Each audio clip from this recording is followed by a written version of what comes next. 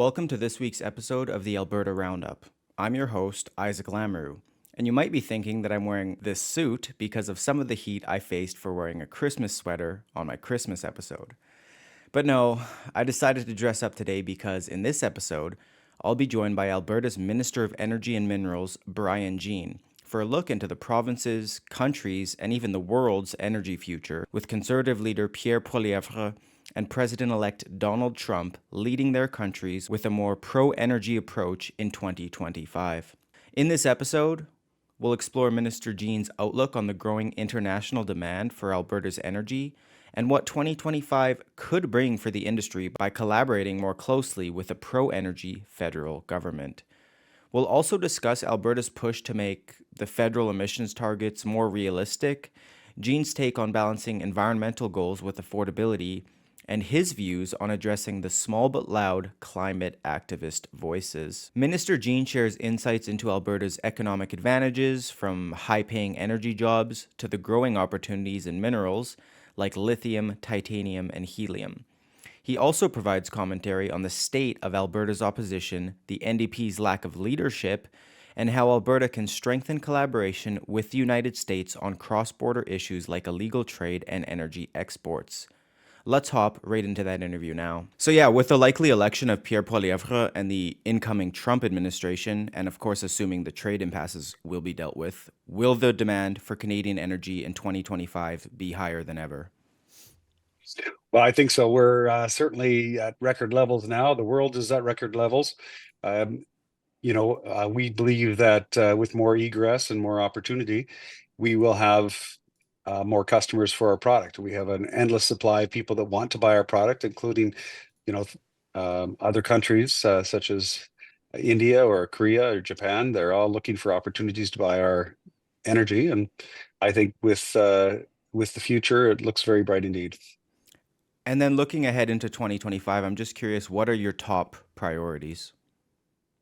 Well, I think the one thing we need to do is work aggressively with the feds to change their emissions targets to be more realistic. The 2050 timeframe is realistic, and I think it gives us an opportunity to have technology catch up to us and offer what it can do. I just think that's got to be our number one objective. But people are having a difficult time right now. Affordability is definitely an issue on everybody's mind. So I think as we go forward as a government, we have to look for ways to make things more efficient and more effective, but at the same time distribute, take care of people properly, and make sure we invest properly so that Albertans have lots of jobs, lots of wealth, so they're healthy and happy, and I think that's what it's all about: making sure your family is healthy, make sure your life is happy, and you can do that better when you have a job and when you have a future. And speaking quickly on the expectations surrounding emissions, so there's obviously international demand for Canadian energy, but the small but loud voices of climate activists are evidently continuing to push for net zero. So I'm just curious if there's any plans on how to deal with this small but loud minority. Well, I think telling the truth and providing a proper education for them is the most critical path forward. I think we have to continue to put forward a position of strength together. The energy that we do provide to people. I mean, whether it's a warm shower in the morning or a warm house right now. I'm in Fort McMurray right now. It's minus 15, 20. And I will tell you, last night it got a little bit colder, and I'm really glad that I have natural gas for a very reasonable price, heating my home. And then I get into my vehicle, which is fueled by oil sands oil. And I'm able to stay warm in my vehicle and also drive great distances in relatively short times because of our great transportation network. All of these things, including the transportation network, needs Alberta resources, bitumen. Um, like there's no question that Alberta has a very bright future if we have the opportunity to sell our product to the world, which is guaranteed by our constitution. And that's the other thing that I think is alive and well for the future, is making sure that we enforce our rights under the Canadian Constitution, which is a reasonable thing to do when you have a federal counterpart that is aggressively going in our jurisdictional space. And we just have to make sure we keep them in theirs.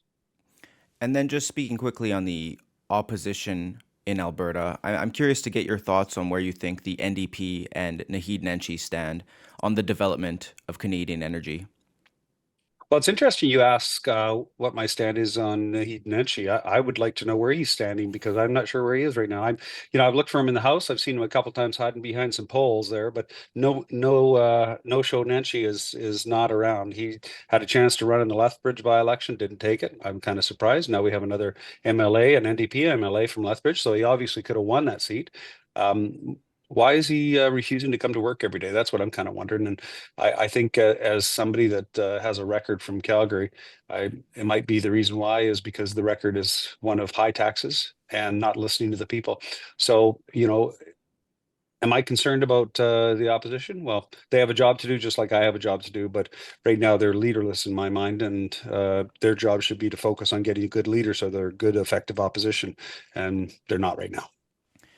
And Premier Smith has said that she would not consider a threat like Ontario Premier Doug Ford made on energy. But if the tariffs were to come, do you see any situation wherein Alberta could get a tax exemption or a tariff exemption on energy?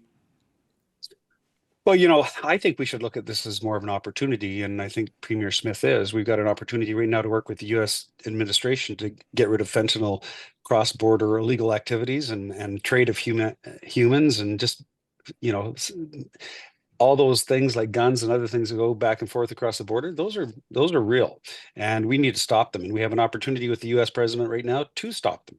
So I don't know why we wouldn't grab this opportunity and say, Yahoo, let's do it. Let's do it together, and let's get rid of the illegal drug trade that's so prevalent in border crossings, as we know, and let's work with them to stamp it out in North America. I think that's a great opportunity. Are we going to see prices in the United States rise by 50 cents to $1 a gallon in the Midwest? Well, that's the same question you just asked. I don't think Trump's that kind of person, but maybe I'm wrong.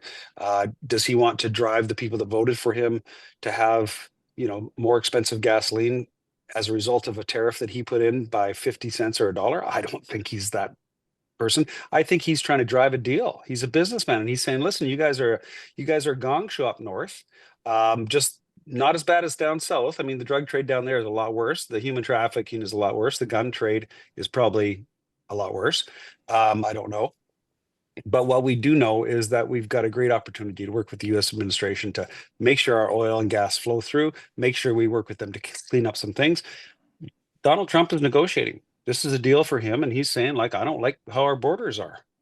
I think that's totally reasonable. I don't either. So let's clean them up and let's work together to do that. And in the meantime, exempt our oil and gas because it's only going to be better for your people, just like it's going to be better for our people. He may not realize how many Americans actually work up here in the oil sands. But is there any situation you could see happening where retaliatory measures would need to happen? I know Smith kind of took a stance against it, but is there any situation where that could happen? I certainly hope not. It's beyond the scope of the provincial government to do so. This is a federal government uh, jurisdiction. But I would hate to see the federal government do something stupid like that and react in the wrong way, which would cause retaliations back. We're better off if we get along with our friends to the south. They buy a lot of our product, and it's important. They also, a lot of people don't realize this, but not only do they buy a lot of our product, but in Pad 2 and Pad 4, which are the two most northern areas of the 5 pads in the US, those two pads use almost exclusively 100% oil sands oil from Alberta and Saskatchewan.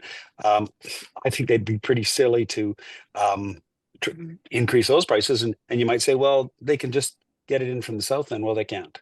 It's not so easy. They're integrated into our pipelines. They're integrated into our heavy oil, and they've made their production facilities and their refineries geared up to take our heavy oil. It costs hundreds of millions of dollars to do that, like millions of dollars. And now they're stuck with our oil. So I think it's going to be a little bit more difficult than just saying, "Hey, you're sending us that stuff. Let's increase the price." He's got to think, "Whoa, I'm going to increase the price for my people, just like I'm going to, increase the price for those folks." So am I really accomplishing anything? I think Premier Smith is taking the right approach. Let's work together. let's find some common places where we can work together, and let's take it as an opportunity and do it. And she has done it. She's got more sheriffs, she's got drones in there. She's patrolling the border when it's really a federal jurisdictional responsibility. But you know what? When they're not doing it right, we have to step in and do it. And that's what we're doing, protecting Albertans. And the Albertan government has long cited the federal government's lack of collaboration, specifically, of course, on energy projects. So I'm curious what that collaboration might look like with a more pro-energy government if Poilievre takes office. Well, I think there's a lot of opportunities, primarily in reducing regulations so that we can get more pipe in the ground. We need more egress. And if we're going to, get this product to market that is the best product in the world, that is the most environmentally friendly and best for human rights and jobs, then we need to get more of it out of the ground and into pipes that go south and go east and go west and north. The truth is, as I mentioned before, Korea, Japan, India all want to buy our oil, and they want to buy guaranteed supplies long term. If we can do that, we can increase the price and decrease the differential for our product. And we can also supply many of our allies and friends that are important to the US long-term stability, as it is important to Canadians' long-term stability. So I truly believe we should work together and think about energy security as we go forward, and eliminating energy poverty, which is so prevalent in places like Bangladesh and India, et cetera. So And just taking it a step further, what specific economic benefits might Albertans see in the coming year from a more favorable shift towards energy, and subsequently, what benefits might be seen nationwide or even worldwide? well, it's about jobs, and the more Alberta jobs, the more oil that comes out of our ground here, the more natural gas that flows into pipes that go overseas, the better the world is, because we displace coal with every bit of natural gas that goes over, and that's extremely important. Uh, what does it mean for Albertans? Well, the best jobs in Canada right now are in Alberta, in the Fort McMurray region. You can buy a house for $300,000. It's like a 5-6 bedroom house, and you can get a job that pays you the highest household income in the country. $200,000 a year, I believe, last year. So these are great benefits to live in Fort McMurray and rural Alberta, northern Alberta, and a lot of people are looking for those opportunities for their families, because they realize that's what makes it important, and home ownership is a reality here. So I think what you see is a lot more wealthier Albertans, in particular First Nations Albertans that live here, and First Nation companies that live here, and also companies from right across Canada. I'm hoping that more people locate to Alberta, because it is the best place to live, work, and raise a family in the entire planet, and you can do so as a wealthy individual as well. So it's a great opportunity for families in Canada to be part of the oil and gas sector. Yeah, and are there any other questions I haven't asked or covered that you'd like to say?